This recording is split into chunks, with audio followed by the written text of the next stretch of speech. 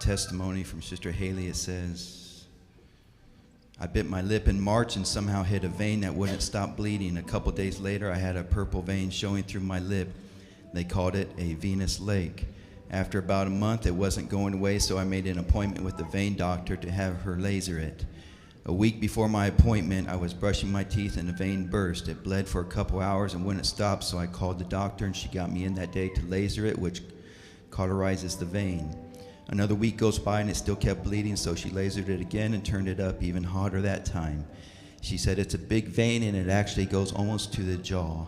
So after cauterizing it, within a couple weeks, the vein should shrink back down. Well, it didn't. It turned into a sore that would not heal, and it kept growing. It turned into a tumor called a pyogenic granuloma. Basically means tumor that bleeds often. It bled every day, and some days I would feel washcloths full.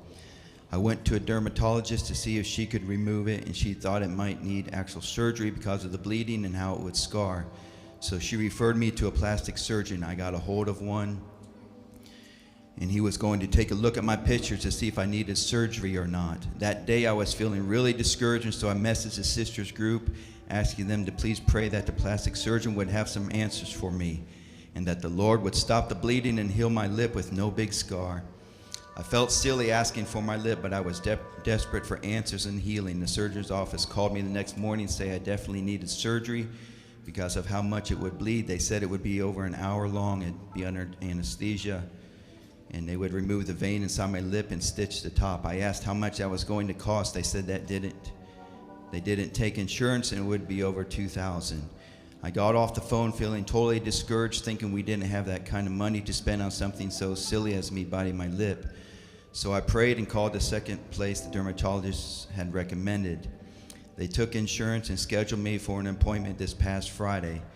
While all this was going on, I had read online that someone in another country put salt on that kind of tumor and it dissolved within 2 weeks. This was the evening after I had asked the sisters to pray, and a week before my scheduled appointment. I had nothing to lose, so I decided to try the salt treatment that night. The next morning I woke up and it was black and drying out. It completely stopped bleeding. Within 3 days the tumor was completely gone.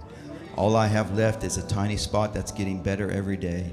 I called the surgeon this week and canceled my appointment. No surgery, no scar, no more tumor. He's an on-time God and cares for the little and big things in our life. Nothing is too silly or simple for him. He cares, friends. Praise the name of the Lord. Praise the name of the Lord. Hallelujah.